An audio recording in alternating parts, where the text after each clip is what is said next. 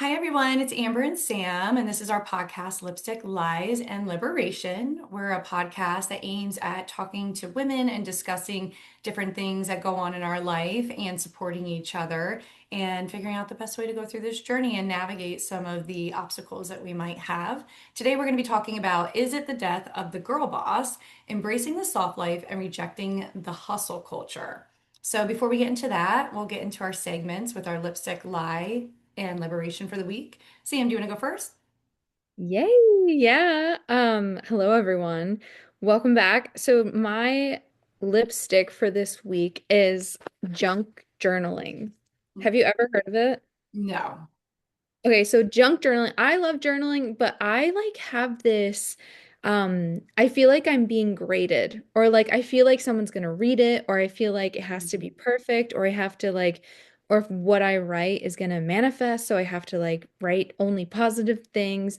So I haven't been like letting myself journal authentically and I've just been taking it way too seriously and I own a million journals and like Mhm. all I do is like write lists, but I really want to like express myself and journal and think things through, write things out. And so junk journaling I found is really, really cool. And I highly recommend like Googling it or looking it up on Instagram or something, seeing some videos of people's junk journals or Pinterest is really good.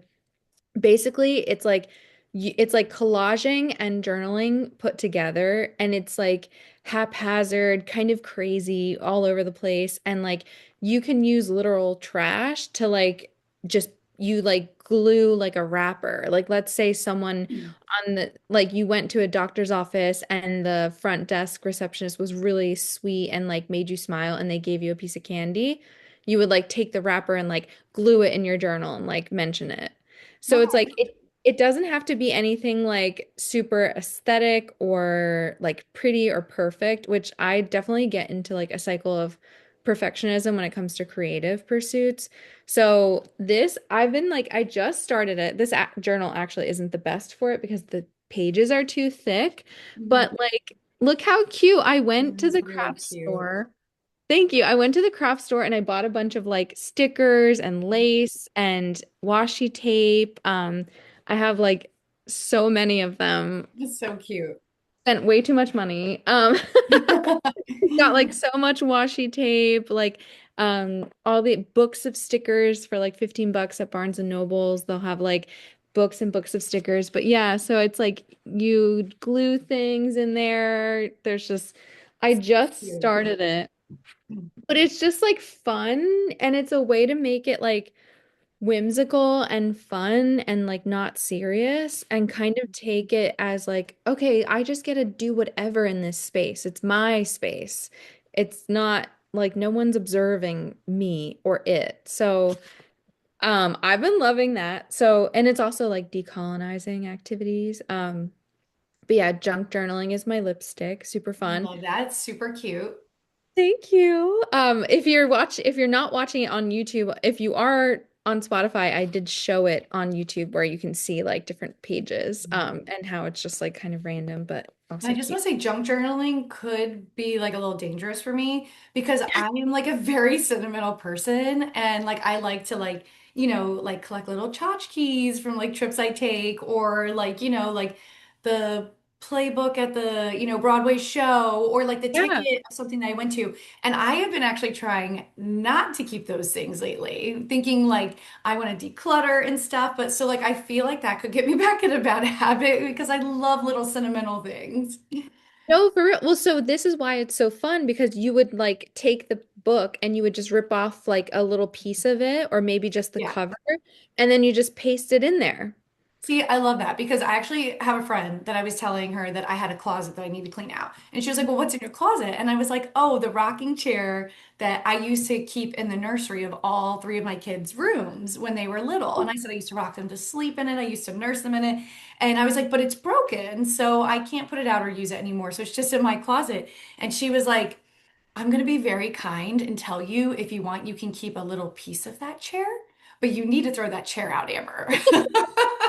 And I was like, no, I can't get rid of it. She was like, it's a broken chair and it's sitting in your closet. But that was like kind of her theory. And I never thought about it like that. Like, you don't need the whole thing, just take a little piece of it and keep it. Yeah. You So I could love literally that. take a piece of it and tape it into your little journal. Very Or, cute. Okay, I can embrace it. yeah, so since that is such a special memory though, are there any pictures of you in the chair with the baby? Mm, I don't know. My ex-husband wasn't very good at taking pictures of me. Well, maybe take a picture of the chair or look for a picture of you in the chair and then just frame that and have that and get rid of Oh, the that's a chair. good idea. Okay. Yeah. Yeah. I'll let you know. She told me that probably 7 or 8 months ago. It's still in my closet. So I'll let you know if I get there.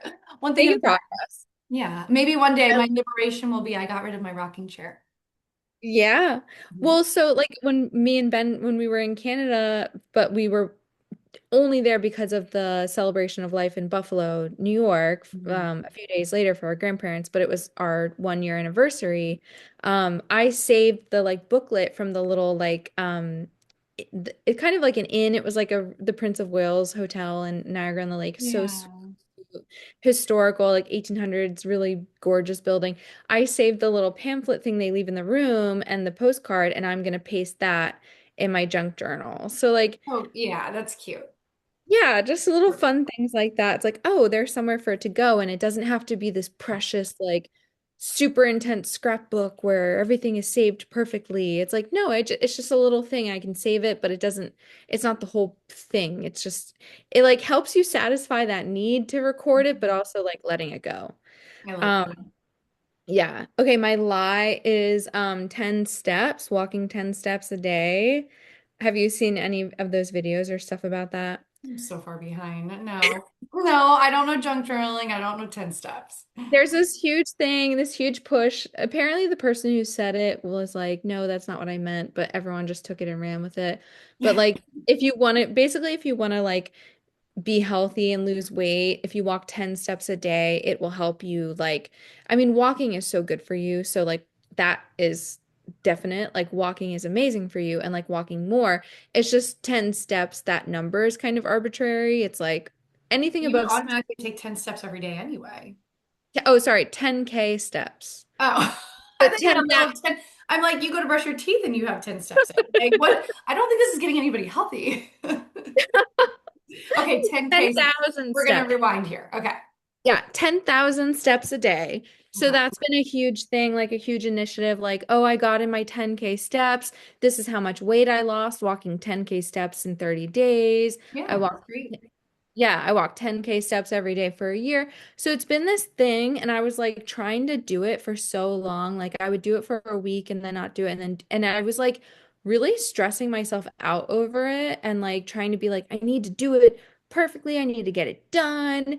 And my lie is like, I actually don't think that like focusing on the 10K steps is the thing. I think what I love doing is like, and then the walks weren't even enjoyable. It was like Yeah, stressful and I was feeling anxious. And I was like, this isn't actually making me feel like, if anything affects your body and your hormones and your weight, it's like being stressed out. So, yeah, I was like, I just want to walk because of the joy of movement. I love walking and like seeing little magical things people have done to their homes, like a cute tile they put around a little garden bed, or like a little trinket, or like fairy garden, or there's just so many cute things that people do to their homes. And it's like, I love walking around and witnessing those decisions people made. And like, it's so cute. And so that brings me joy, and like listening to music and getting in touch with my feelings.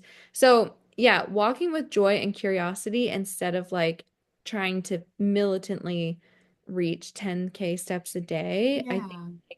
I'm letting go of the 10K step goal Good. and so intense about it. And Yeah. yeah, like that is I don't need to like force myself to do that. It's not the only way to be like healthy and happy. Hmm. And my liberation is so clothes are tools to fit your life, not your body is a tool to fit clothes. Like it's not the other way around. So my liberation is like if you gaining weight actually like doesn't matter, but having clothes that fit you makes you feel really good. So Hmm. it's like if you Yeah. gain weight and something doesn't fit you, just go get clothes that do fit you and Hmm. like live your life in the moment you're in. And then like if you lose weight, then you'll go get other stuff. It's like, and you can thrift it, you can like just get one pair of jeans. You don't have to go get a whole new wardrobe every time. And I always like things oversized anyway, so it's like doesn't quite matter too much. But yeah, my liberation is just like, I think holding on to old things with the intention of like, oh, I need to like force my body to fit into this someday soon and there's a time frame. It's like, no, I'm living my life. Like I'm not gonna hold on to things and let that subconsciously tell me that I'm doing something wrong because I'm not at a place I think I should be. It's like yeah, I'm just gonna get rid of it. And when I wear things that fit me, I feel amazing and end of story. So, I think that's so important because like I know like how many women do you know that if they have like a trip coming up or like a wedding that they're attending or something special, it's usually coupled with, yes, so I'm really going to try to lose 3 pounds before this. And I'm really working. And like I feel like, sometimes we hyper fixate on like I need to do this so I can feel good and look good at this event instead of just being like, I'm so excited for this event and just like concentrating on that. So I do think a lot of women do that. And I think it would be liberating to let that go. And I know I would get fixated on like, I want to lose like 5 pounds before summertime or something like that. And I yeah, really don't anymore. if I feel good and if I feel like I'm fitting into my clothes well and I'm comfortable in my clothes, usually I yeah, just gauge that as to whether I want to try to lose weight or not. And like the older I get, the less I try to like maintain a certain weight. And I yeah. just aim at being active because like I feel like if you're active then you feel good and then you look good and that comes out and then it doesn't really matter what's on the scale because like you're taking care of yourself and I mean with our hormones and everything and getting older I just feel like weight fluctuates really easy and it would be liberating to just kind of let that go. Well, especially like my short girls will understand like a Yeah. 5 pound difference on me is literally like a different jean size. Mm-hmm. It's Like gotta be. it is crazy. Like because I'm 5'1", like when like people lose tall people, I kind of feel bad for them. But like tall people will lose 40 pounds and it doesn't really look very different.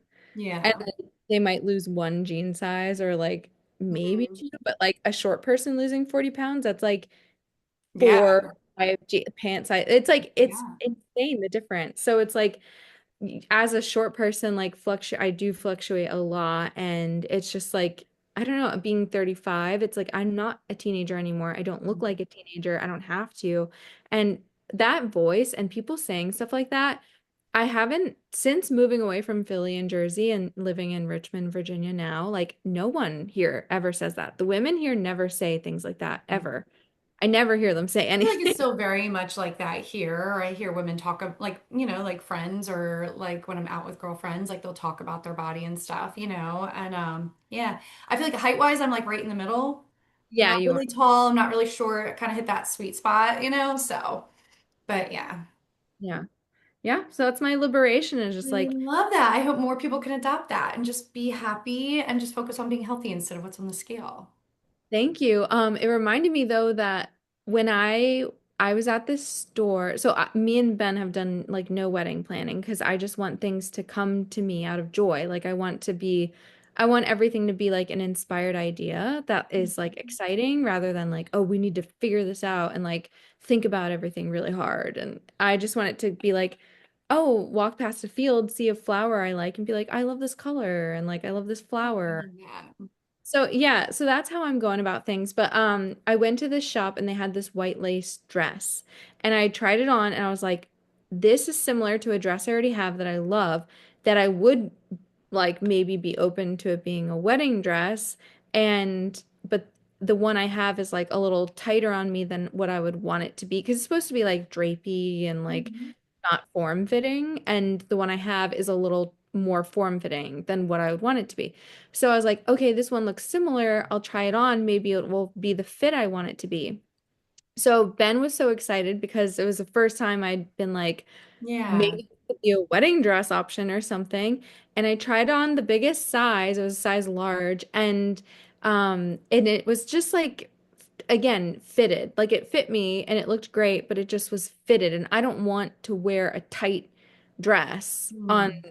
yeah, and I just don't want to. And so it looked adorable, but I was looking for something a little different. But the owner of the store was like, "Oh yeah, that looks great." And I was like, "Does this come in a bigger size?" And she was like, "Oh, I think yeah, maybe on the website or something." She was like, "But yeah, it was just the holidays and like pie season, am I right? So maybe like it will fit you." So, yeah, Oh, she said something like I could lose weight to fit in this stupid fucking dress that was like not even that much money. And it's like, yeah. no, my body, I'm not going to change my body to fit the dress. I Hmm. will get a different dress. Yeah, like to Like, fit your size large. I'm yeah, not doing that. Yeah. yeah, like, are you insane? Like, I was just like, I can't believe she just suggested I lose weight to fit into this stupid dress that isn't even like, it's like a $200 dress. Like, it's not, it Yeah, wasn't, and I think people just like get used to like that kind of mentality and that kind of thinking, and they don't really like think about it when they say it. They're just like joking around and stuff. But like, like if you say that to the wrong person or someone who has body issues or God forbid someone who has an eating disorder, it can really affect somebody. I know. And I had been in there many times and I've like talked to her a lot. So I know she wasn't trying to like be hurtful. She Hmm. wasn't trying to hurt my feelings, but it just was like, and then after she said it, she realized like, oh crap, that probably was like, that was like Yeah, not a yeah, good thing to say. And like, I'm not gonna hold that over yeah, against her, but I still was like kind of flabbergasted, like, oh my God. yeah. Did you really suggest like, oh, maybe the weight gain was because of the holidays and I could lose it to fit in this dress? Like, Yeah, because like what if there is no weight gain? What if you're like, yeah. no, like this is the size I've been for the last 10 years. Like it has nothing to do with pies or holidays or Yeah, and also I do navigate a quote unquote chronic illness that does affect working out and exercise. So it's like it just yeah, it yeah. could be a whole can of worms, but anyway, those are my things. Let's get into yours. Okay, so my lipstick is I recently got a lot of different perfumes and I typically don't wear perfumes because I swear it like triggers allergies and then by the time an hour goes by I have like a raging headache. But I recently got one. It is Joe Malone London and I Really? love it and it's like florally and it just smells like really crisp and like you're walking through a garden. And so I've been wearing it and I really like it. And like I look forward to putting it on and it just makes me feel like a little more dressed up and like I don't know, I haven't worn perfume in like 2 decades. And Wow. I really love it and it's nice and light and it doesn't give me a headache and I'm excited about it. So Yay. What a special ritual. yeah, so that's my lipstick. And then it's cute. And then I see my daughter come in and she sprays it and wants to smell like it and stuff. So like it's just sweet. And my liberation is I've been kind of dissecting and going through like things that happened in a previous relationship that had still kind of bothered me. It was a relationship I didn't feel like I got a lot of closure from. And I realized lately, like there were so many things and so many ways that he treated me that were unacceptable. And I really was able to come to terms with if I had better boundaries and taken the initiative to really say like, all right, this is a red flag. I'm not making excuses for him anymore. I'm not justifying bad behavior, that I probably would have saved myself about 6 or 7 months of just like heartache and misery and like being in a relationship that wasn't fulfilling me, that was causing chaos to me and people in my life around me. So it was liberating to realize that like the way he treated me and disrespectful things that happened were wrong, but that I did need to take accountability for staying in the relationship as long as I did. So I think it was liberating to realize that like I had a hand in letting it go on so long, and it's something I've learned from. And the lie was that like I was kind of seeing it as all his fault, but I didn't do anything to change it. So I kind Yeah. of think I was telling myself a lie that like poor me, I had nothing to do with it. But then when I look back, I'm like, yeah, you probably could have stopped that 6 months ago. So that's been Yeah. very liberating to realize, and I'll definitely be carrying that in the future when I get into relationships or start dating. Amber and I were talking about that before we hit record, that it's like it is a really empowering place to reach when you realize like, okay, I had the information that this person was n not a good person or wasn't going to treat you with respect and kindness that you deserve, but you kept in the dynamic and at that point it was now your choice. Mhm. And so like realizing like claiming your power back of like I could have walked away and I chose to stay in it, and now in the future I know I will walk away when I receive that enough information of like this is not aligned, this is not a good person to be with, and to walk away because when you take your agency back, that's when you can rewrite this experience in the future. But if you just constantly are like, it was all him, it was all him, it was all him, then you will just keep repeating that pattern. And I think it's hard for women because like we are so loving and like I'm a very empathetic person. So like, things would happen and I'd be like, "Oh, well like there's this stress or this is going on and that must be why and that's not really him." And then it's like, like it was him. He showed me many times and like I have to take accountability for that. So it's been very liberating to realize and I think it'll help me in the future. Yeah, and the distinction being she's not taking accountability for his actions, but Mhm. she's taking accountability for her choice to stay in the Mhm. dynamic. Yes, So, exactly. Yeah, it yeah. doesn't excuse anything that happened, but I could have put a stop to it much sooner. So, Yes. yeah, And so that's that has been a place to liberating. be. And that applies everywhere in life, of toxic jobs, a place you're living that you're not happy in. Like you can change the story you're living at any time. And I think as women, it's important to know that we do have that power. Agreed. Yes. Yay. Okay. So is it the death of the girl boss? Mhm. This soft life is really taking, a hold. I feel like you live a very soft life, which is not a bad thing. Me out. Call me out. Yeah, and we just had the episode about the trad wife, which Yeah. is kind of like promoting a soft life to some degree. So, what do That's you the think about that? Is it the death of the girl boss? Yeah, well, the trad wife life is definitely the dream of the soft life. Like that's kind of like the candy that lures women in is like this domestic, safe, cozy, at home life. But okay, I have a bone to pick with people who hate on girl bosses um, when they're like, oh, we're so done with being a girl boss. Like, honestly, I feel like that in just the language in itself is like I don't want younger women to read that and not know the context around it and be like, "Oh, is it bad to be a girl boss? Why not be a girl boss?" Like being a girl boss is incredible and it's amazing and every woman should woman can be a boss. And I And think so at some point in your life should be a boss girl. I think it's all important. yes. Yes. So I have a problem with like people being like the girl boss, being a girl boss is toxic or being a girl boss is like we're over that. Like I don't like that. But embracing the soft life and rejecting hustle culture. Hustle culture is like most problems we have in modern day is a result of patriarchy and capitalism, and hustle culture is like burnout, sacrifice your health, sacrifice your sleep, work hard, go Yeah. to bed, work, sleep 3 hours, work 5 jobs, and like achieve material success. But I think matriarchy is like achieve community success, collective success.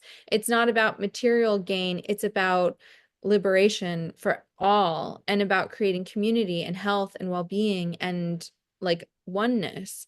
So I think rejecting the experience or connotation around girl boss culture of like just I'm gonna be a dude, I'm gonna be like a dude and work every day, ignore my cycles, fuck up my hormones, push myself beyond my limits, like whatever maxing, everything maxing. It's like looks max. Have you heard about that? Looks maxing, productivity maxing, whatever. I don't want to say no again because you keep asking me if I know about these trends and I keep saying no. You can say Um, no. It's no. like whatever. It's basically any word but add maxing at the end of it. So Okay. like looks max, it's basically Yeah. optimization.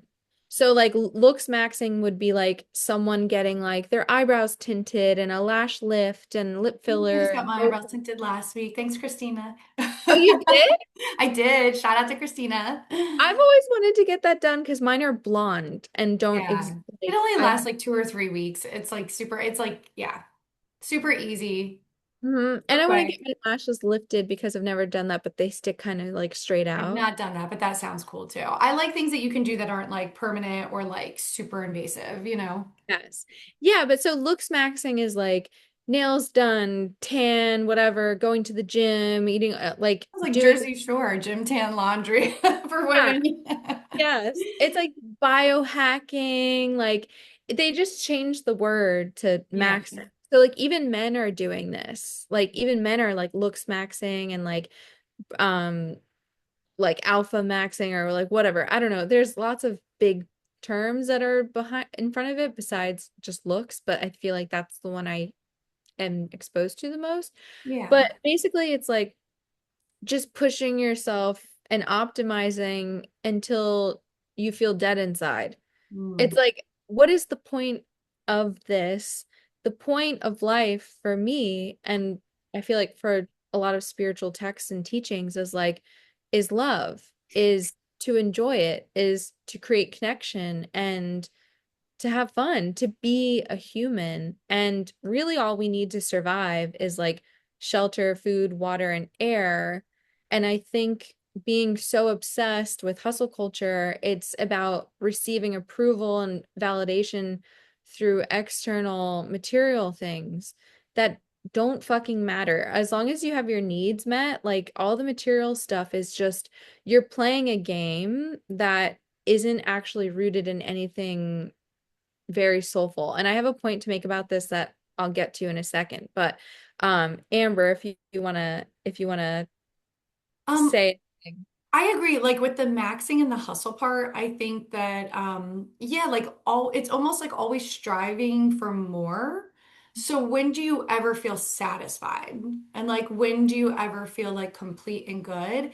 And like Yeah. I did have an experience in my life where I had access, to like almost like unlimited funds and like you could get anything and you could go anywhere and you could do anything.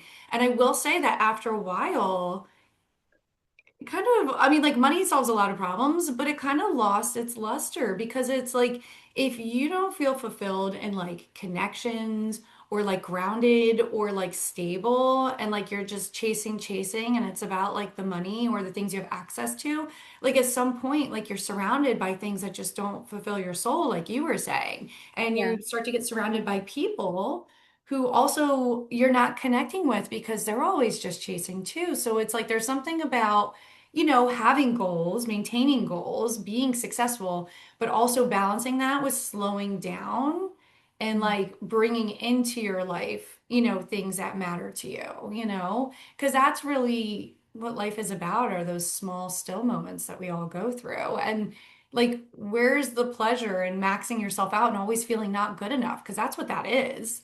Like, Yeah. not pretty enough, not rich enough, not successful enough. At some point, it's got like it's something has to give because like Yeah. that's just not something that's satisfying. Yeah. And like when will you arrive to that point where it's enough? And that is so exhausting if there is no arrival point. And if like if the intention and the energy, like the foundation you are taking those actions from is one of feeling empty and sad, then like it's like an addiction. Hmm. It's a hole you're filling, and the hole will just grow and grow and grow, and you will just keep putting yourself at risk by doing cosmetic procedures or always seeking money over health and wellness and love. And Yes. like or you'll corrupt your soul and feel like you lost yourself and not know who you are. It's like, it's not like you don't need money or material like overflow and success that is like considered a success in like America or in Mhm. modern day. Obviously, you need your needs met, and it is very hard to not be totally stressed out or like have it affect you if you're struggling. Because I struggled for so many years, like really, like made no money, like struggled so bad, paycheck to paycheck, like sometimes day to day, like Mhm. would find $20 in my pocket and meant I can like eat more that week. Like Yeah. it was, yeah. So like having money to meet your needs is one thing, but like once you have so much excess, it's like I don't know, it's the energy you're creating from, and that all of the magic of life Mhm. doesn't come from the validation of achieving success according to capitalism and the patriarchy, because those systems are inherently abusive and invasive and extracting Mhm. rather than loving and connective and reciprocal. Yeah, so it's like like what you were saying, it's obviously important to be able to have enough money to, meet your needs and like to hopefully maintain a certain lifestyle if that's what you're used to. Yeah. Like for you, for your children or whatever. But like yeah, at some point it has to be enough and Yeah. it has to feel good. And when you keep going and keep going and keep going and it's not feeling good, like something's off. Yeah. So we are in favor of, well, I'm assuming for Amber, but like we're in favor of rejecting hustle culture because we're rejecting the structure of capitalism and patriarchy, and we're rejecting the premise that those things are built on, which is domination and control, Mhm. because that doesn't work for a collective, that doesn't work for like being in community and love. That's not a loving cycle or system. Mhm. But the girl boss though, a matriarchal girl boss, like hell yeah. Like I we're am all in favor for a girl boss and a soft yeah. life. I am. Yeah, I think you can have both. I think you can have both too. Mhm. So the one thing I wanted to say is the God game versus the human game. And um I got this from Melanie Ann Lair, who is her brand is called Alpha Femme. And a lot of people she's very polarizing. A lot of people either hate her or like her. I don't know. I don't have a strong opinion, but she does say some things that resonate. And I do appreciate, like, and she went from homeless living in her car to now making $100 million by serving women and helping women build businesses and building wealth. So, like, I can get behind that Mhm. 100%. Oh, for sure. For Yeah. sure. Yeah. Yeah. And So that's that's, why I love the girl boss because, like, there's something to be said when you're a female of being totally in charge of your life and your finances. And I think it's very empowering. And I think it's a very good spot for women to put themselves in. yes. And like being successful in these systems that are inherently corrupt Mhm. is like we don't have an option. We have to engage because this is the world we live in. But like, so it's not the highest version of you. Like succeeding at these corrupt systems doesn't make you better than anyone else. It's like it is a good thing because obviously more money equals power in the hands of women. I do think that would have a positive effect, but or studies prove that it does. But like these systems need to change in general, but yeah, she talks about the God game versus the human game, and it really helped me like rewire how I understand and see money and experiences. And what she said is like God created the world and God created beautiful things that you can experience, touch, engage with, do, have, and be on earth, but humans created money. So like money became the separation between what we can experience that God has created for us to experience. So like one of her examples was if you want a giant diamond that took billions of years to make, God said, go find it. You can have it. It's on earth. You can go find it and you will have it. Like you just got to go get it. But humans said, well, no, it's going to cost you this much. Mhm. So, or for example, like going to a really beautiful place on earth in the past, you would have to like be healthy and travel and have a map and like be able to barter and like be able to take a journey and maybe have a horse or like Mhm. Or a some caravan. camels or Yeah, camels or, and maybe some money, but it really wasn't always all money. And even still now, it's you could hitchhike or maybe you could be in a relationship with someone who has money. But now it's like it's just money. Like you just need money if you want to do it. You need money to do Yeah. anything now. So it's like humans created that game. So knowing like it kind of takes away that um if you're into manifestation, there's always the narrative of like feeling worthy of the things you want, like feeling worthy of the new car, the new home, or living in that country, or moving, or feeling worthy of buying yourself a bigger engagement ring, or whatever it is, like manifesting and worthiness. Like, do you feel deserving and worthy of it? But like, if it's on this earth, God said it's possible for you to have it. Like it Yeah. have it. The universe, earth, mother earth, nature, humankind. Like if God doesn't resonate with you, Mhm. which like it doesn't well, I'm not talking about any specific religion when I say God, but like if it's on this earth, you can have it. You're worthy of it. It's here for you to find Right. and do and experience.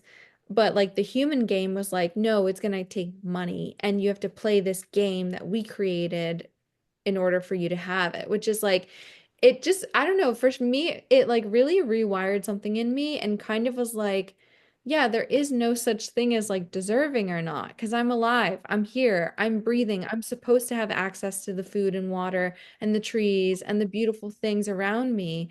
It's here for me because I'm alive and like but humans kind of created that separation. So Well, unfortunately, that separation also puts women at a disadvantage because there's so many studies that show that, like men are more likely to get promoted and they make more money doing the same job and stuff. So for a woman, being a girl boss is even harder than for like a man to go out there and be like an entrepreneur. yeah. Yeah. Yeah, so I think embracing the soft life, Hmm. for me, it kind of meant letting go of chasing that validation and success from the systems of capitalism and patriarchy.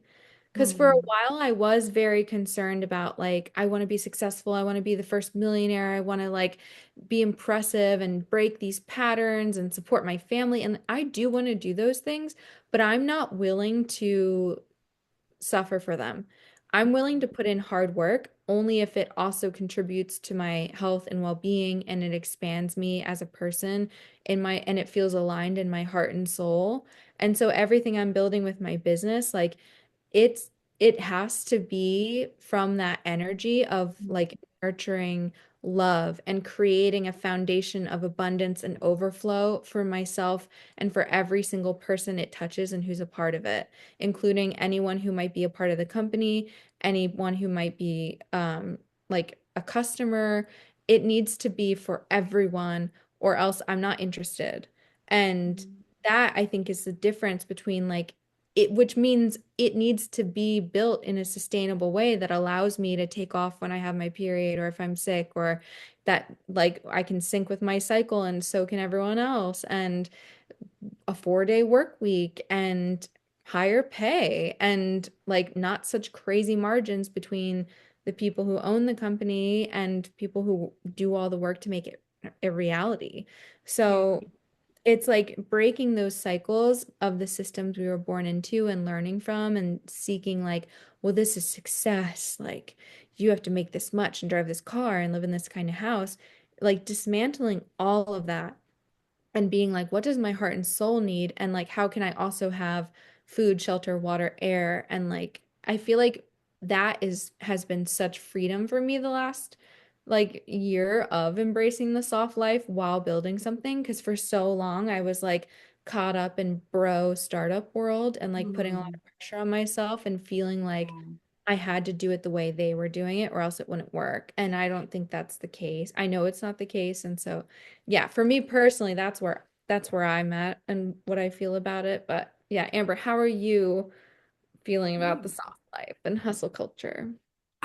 I do think that you can have both, especially as women, like I've talked about in other episodes that this is kind of the first time I've been like really on my own in my entire life, like without a male figure, like I kind of went from like my dad's house to college to my what became fiance's house to got divorced, was alone for a very short period of time, got into a serious relationship. So like I have been like on my own for, like almost 6 months for the first time. And I will say that I do feel like a girl boss. And I feel like I'm also living my softest life because of it. So, like, the girl boss part is like for the first time I am like focused on my career, and I have like a new job where it's like a promotion from anything I've ever done before. It's really a great step for me professionally. It's something I'm going to be pouring a lot of my energy and my time into, and it feels really good because like I am sustaining my own life independently and, like providing a life for my children as well. And so that has been really motivating and felt like girl bossy, like coming into that power. But at the same time, I'm also doing some incredibly like soft life things that I've never done before. Like I am like my bedroom now is like my sanctuary for the first time in my life. Like the pieces of art in there reflect me and what I like, and they're calming and the colors are soothing. And I have roses on my dresser and, like my perfume's laid out. And like I walk into my bedroom and I just feel really good and relaxed. And it used to feel lonely, but like it doesn't anymore. It feel like I almost like cringe thinking about bringing a man into that space again Yeah. someday. And I'm, like I'm sure it'll happen eventually, but like I like having that. And like when like I'm home by myself and I'm cleaning, like my record player's on with Olivia Dean and she's filling up my house with all of, this music and her voice. And, I'm cleaning my stuff that I'm proud that I have. And like, the sun's coming in. And it's just like a very, I think women sometimes focus and think like they can only be one or two things. Like, and I have to be independent and a girl boss and hustle and like this is my life. Or like I have to be like submissive and soft and like, have a husband I dote over or something like that. But I've really found a nice balance and it feels really, really nice. Well, also Amber is Amber is the powerhouse behind the podcast. And I'm personally so proud of her because when we talked about doing this, I was like, I have a startup, I have all these other things that I'm focused on doing. I would love to help you, but you would have to take the reins. And like Amber has been doing it. Like she edits everything. She's been posting these like shorts. She's been doing everything. I've been helping her, but also been like, why don't you look up a tutorial? I Like, know. This has been yeah, really out of my comfort zone, especially like women in their yeah, 40s who understand technology wise. It's been yeah, very, and like setting up Spotify for the podcast, like everything. yeah, And I've gotten extremely frustrated, but it was nice to be extremely frustrated. Um, yeah, but like to take an initiative and do something and try to get something off the ground that could better me and my kids and also empower and help women. And yeah. like that has been like a very great outlet for me as well, So like there's so many things that women can tap into. And Mhm. like you can create a good balance between these two things and be very happy. I'm very happy. I'm very satisfied with my life. I feel stable. I feel peaceful. I have so much joy. I have so much fun. Like it's beautiful. Mhm. It is a relatively new era for you though, because it wasn't always like that. And No, and it wasn't. And this is the first time I've been in this position in my life. And like, I wish I had gotten here sooner. yeah. And I really hope that for all the women out there, especially women who are like in a place in their life that they're not really sure they want to be in. Like, changing is so hard, but if you just give it like a year or two, you'll be in a fantastic place. Yeah, and knowing you can trust yourself because everything, Mm. like to use the podcast as the example, Yeah. like you had to learn a lot of new things. And it's not, and like, yes, it was hard and frustrating, but that's just because it was new, not because you weren't capable of doing it or because it was like super hard. It just was new and unknown. And it was a lot of tiny pieces that fit together. But you did it. And I Mm. knew you could do it. And like, you trusted yourself and took action, even though it was super frustrating So multiple frustrating. times. And it's out of my comfort zone. I don't, Yeah, for myself personally, like my personal social media, I don't post a ton of selfies. I'm not posting videos. Like this is very yeah, out of my comfort zone. But like it's something I was passionate in, and I feel like it's helpful for women. yeah. And it's been so that has been like Yeah, it's just been really fun and amazing to see. And I think that's a great metaphor is like if there's something you want to do that you're feeling called to do to like create abundance or financial freedom for yourself, like it may seem really hard, but it's only because you don't yet know how to do those things. It's not Mm, because you can't do them. It's just you might not, you've never done them, you haven't done it yet, so you don't know how. And that's it. It doesn't mean it's too hard or you can't, because now that you know all those things, it's like easy. It's like, oh mhm. yeah, you click this thing, you do this, and it's like Yeah. it's a big deal. But starting out, it feels like a lot. There's just a lot you don't know. And that's what I remind myself too with my startup because it's like a physical product business. I'm manufacturing, I'm dealing with lawyers, and I have to get it from like literally, this blows my mind, but like they will put my product on, the manufacturers will get my product in boxes to like a freight shipping like yard. So like those yards with the Mhm. big shipping containers on like a port with shit with boats, they will get it there, but I have to figure out, okay, someone has to identify mine and put it in a container and then get it across the ocean. And then someone has to pick it up and then Yeah, it's a drive it. lot. Like they don't do that for you. You have to figure it out. Yeah. So like it's like how do you even figure that out? But it's like it's fine. People figure it out all the time. It's just I haven't had to do it. So Mhm. then you search, you ask questions, you reach out to people, you get connected with people, you like yeah, so now I have a freight forwarding partner who like I think would be amazing and they do take a cut, but it's like whatever, that's standard and maybe in the future I will know enough to where I can set it up myself. But like it's just stepping step like Olivia Dean says, baby steps. So Yeah. I take those baby steps. But yeah, the soft life is relaxing and it's like running your own race, but it's not a race. It's like a recipe. It's tending your garden. It's like allowing the butterflies to show up after you've nurtured your little yard for months. So that there's no letting go of like all the external pressures of hustling and what it should be, because if you haven't raised $5 million in 6 months, you're a loser. And like whatever stories, it's like it's actually built in this like false, weird reality that's not true. And yeah, so just the permission to like let go of all of the what it should be like and just let yourself feel guided with your heart and your soul and then working hard, which is beautiful if it's from that space, but not as a reaction to I need to get respect. I need to like get Mhm. be impressive. I need to whatever. Yeah, and I think it's like I think there's a misconception too that like women can only have a soft life if it somehow entangles a man, right?